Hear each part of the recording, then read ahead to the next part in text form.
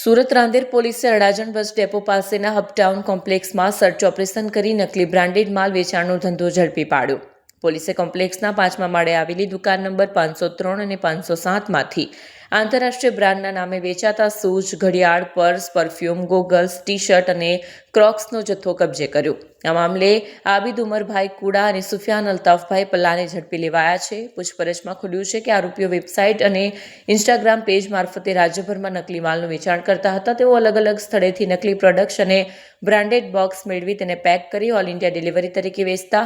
પોલીસે ₹1,20,300ની કિંમતનો મુદ્દામાલ જપ્ત કર્યો છે. આરોપીઓ પાસે ખરીદ વેચાણના કોઈ અધિકૃત બિલો ન મળતા તેમના વિરુદ્ધ કોપીરાઇટ ભંગ અને છેતરપિંડી હેઠળ ગુનો નોંધાયો છે.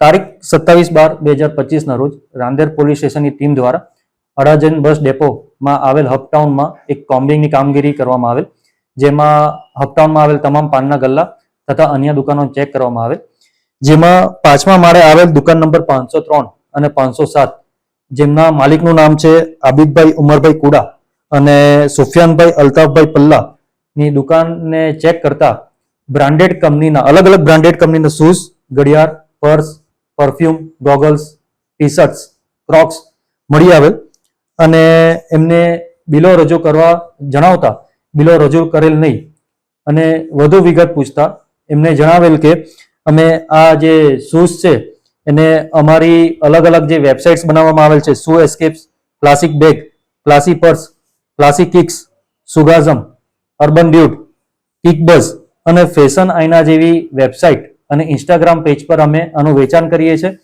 અને વધુ વિગત પૂછતા એમની એમઓ એ રીતની હતી કે આ શૂઝ, પરફ્યુમ્સ બધી અલગ જગ્યાએથી મેળવી અને એ બ્રાન્ડના બોક્સીસ બીજી જગ્યાએથી મેળવી એ બોક્સમાં પેકેજિંગ કરીને ઓલ ઇન્ડિયા એ લોકો ડિલિવર કરતા હતા. જેમાં મુદ્દામાલ કુલ ₹1,20,300નો કબજે કરવામાં આવેલ છે અને આરોપી નામે આબિદભાઈ ઉમરભાઈ કુડા અને સુફિયાનભાઈ અલ્તાફભાઈ પલ્લાને કાયદેસરની કાર્યવાહી કરવામાં આવેલ છે.